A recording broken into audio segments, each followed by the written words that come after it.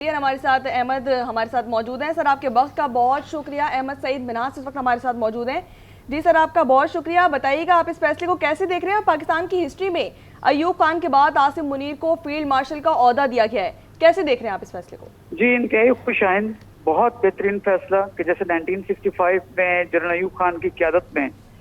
دشمن کے دانت کھٹے کیے گئے تھے، اس سے کہیں بڑھ کے سوئفٹ، آبجیکٹو، بولڈ،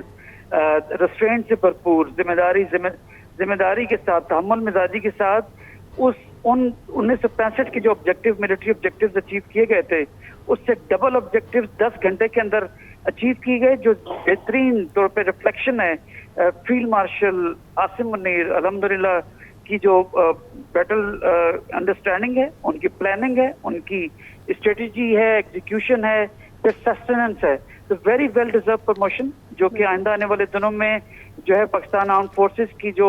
عزت ہے، کریڈیبلٹی ہے، پروفیشنلزم، بیٹل ہارڈنس، ایک ریپیوٹ ہے دنیا میں، اس کو مزید تقویت دینے جا رہی ہے۔ اور آن دی کنٹریری انڈین سائڈ کے اوپر یہی پروموشن اور یہی جو ہماری امن کی سیلیبریشنز ہیں، ان کے جس طرح سے ان کا morale ڈاؤن کیا ہے، وہ ان کی چیخو پکار ان کی میڈیا کے اوپر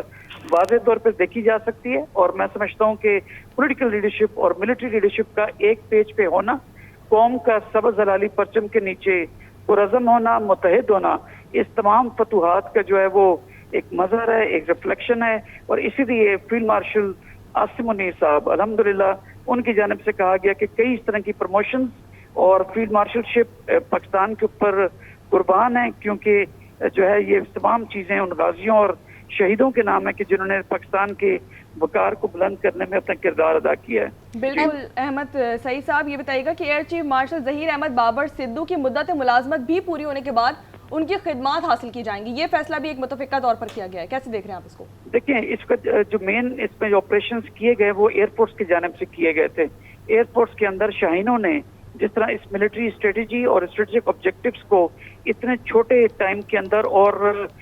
ہدف پہ ہدف اس کو انگیج کرنے کے اندر بغیر کسی کولیٹرل ڈیمیج کے اندر جو آبجیکٹیو اچیو کیے ہیں، وہ بیسیکلی پروفیشنلزم، لیڈرشپ کا جو ہے وہ اس کا عکس تھا، اس کی ریفلیکشن تھی۔ اور لیڈرشپ کس کے نام گئی؟ ظہیر صاحب کے نام۔ اور اس تمام جو اسٹریٹجیز بنائی گئی ہیں، جو ملٹری کی ایک نئی ڈاکٹرین کو جو اس وقت کنسیو کر کے امپلیمنٹ کیا گیا ہے، تو لہٰذا کنٹینیوٹی اس وقت کی اہم ضرورت ہے، تاکہ تمام ایسے آپریشنز فیوچر کے اندر بھی اسی ریزیلینس کے ساتھ، اسی پروفیشنلزم کے ساتھ اس کو امپلیمنٹ کیا جائے۔ تو بہت بہترین فیصلے ہیں دونوں، اور میں سمجھتا ہوں کہ قوم اور وفاج کا اس سے ڈھیروں بلند ہوا ہے، اور آئندہ آنے والے دنوں کے اندر پاکستانی افواج مزید طاقتور ہونے جا رہی ہیں۔ بالکل ٹھیک درست فرما